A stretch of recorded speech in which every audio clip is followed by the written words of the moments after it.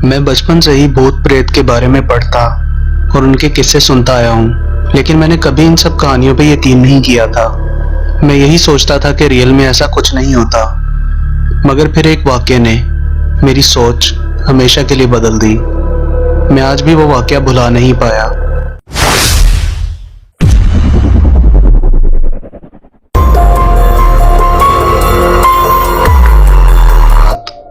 मैं अपने एक दोस्त के फार्म हाउस से घर वापस जा रहा था।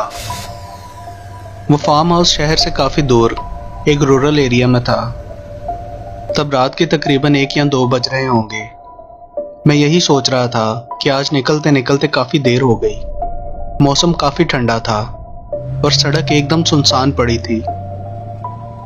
दूर दूर तक इंसान तो क्या, कोई जानवर भी दिखाई नहीं दे रहा था। उस अंधेरी सड़क पे सिर्फ एक मेरी ही गाड़ी थी। रोड लाइट्स भी ऑफ थी।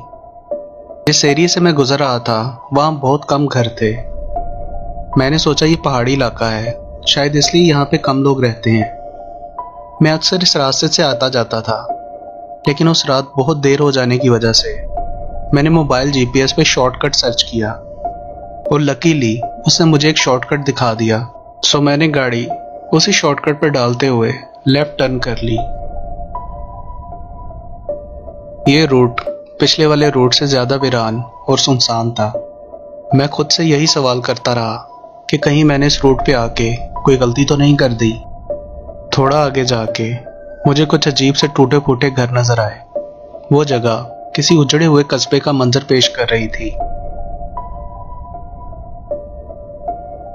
उस एरिया को क्रॉस करने के बाद 20 मिनट गुजर चुके थे कि मुझे सड़क पर ना तो कोई घर नजर आया था और ना ही कोई आदमी। मुझे अब घबराहट होने लगी थी। सडनली मुझे एक घर नजर आया जो बाहर से तो अबैंडन्ड दिखाई दे रहा था, लेकिन उसके ऊपर वाले कमरे की लाइट्स ऑन थी। बार बार मेरे जहन में यही ख्याल आ रहा था कि इस उजाड़ बियाबान में कौन रहता होगा।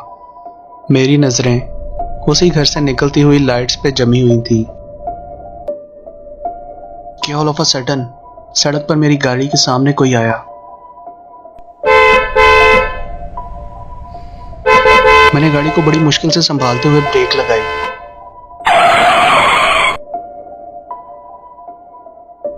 मेरे सामने कोई अजीब हालत में खड़ा था।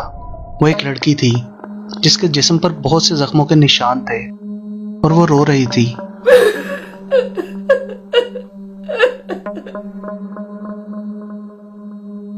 मैं गाड़ी से बाहर निकला और उस लड़की की तरफ बढ़ा।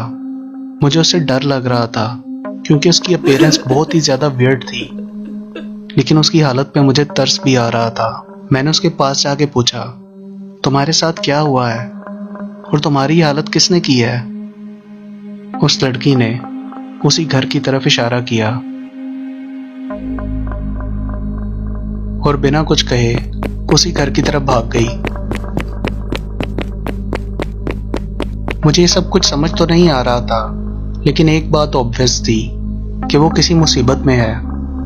इसलिए मैं भी घबराते हुए उस लड़की के पीछे चल पड़ा। वो घर में एंटर हुई और अचानक अंधेरे में गायब हो गई। मैं पीछे खड़ा उसी घर की तरफ देख रहा था। उसका पीछा करते हुए मैं उस घर के अंदर जाने ही वाला था कि पीछे से आवाज आई, अंदर मत जाना। पीछे कोई खड़ा बार बार यही चिल्ला रहा था कि अंदर मत जाना, अंदर खतरा है। ये आवाज सुन के मैं डर गया और वहां दरवाजे पर ही रुक गया। मैंने पीछे मुड़ के देखा तो सड़क के उस पार एक बूढ़ा आदमी खड़ा था जो चिल्ला चिल्ला के मुझे उस घर में जाने से रोक रहा था। मैं फौरन उस बूढ़े आदमी की तरफ चल पड़ा। उसने मुझसे कहा कि कभी गलती से भी उस घर के अंदर मत जाना। मैंने कहा, क्यों, ऐसा क्या है वहां? और वो लड़की कौन थी जो भागते हुए उस घर में चली गई? उस आदमी का जवाब सुन के मेरे पैरों तले जमीन निकल गई। उसने बताया कि यह घर हमेशा से ही ऐसा नहीं हुआ करता था। काफी साल पहले एक हस्ती बस्ती फैमिली यहाँ रहती थी। हस्बैंड, वाइफ और उनकी क्यूट सी 14 साल की एक बेटी। एक रात वो दोनों किसी पार्टी में गए हुए थे और वो लड़की घर में अकेली थी। और तभी बहुत ही भयानक हादसा पेश आया। वो हस्बैंड वाइफ घर आए तो ये मंजर देख के उनकी रूह कांप गई। उनकी बेटी घर के लिविंग रूम में मुर्दा हालत में पड़ी थी, खून में लथपथ। ये वाकया वो दोनों बर्दाश्त ना कर पाए और उन दोनों ने भी अपनी जान ले ली। एक ही रात में पूरी फैमिली खत्म हो गई। कुछ दिन बाद उस घर से एक और लाश मिली। पुलिस ने इन्वेस्टिगेट किया तो पता लगा ये वही आदमी था जिसने उस लड़की के साथ ज्यादती करने के बाद उसे कत्ल कर दिया था।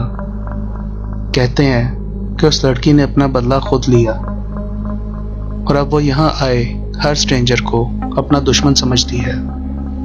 और तब से इस हाईवे पर अजीबोगरीब वाकयात का सिलसिला जारी है।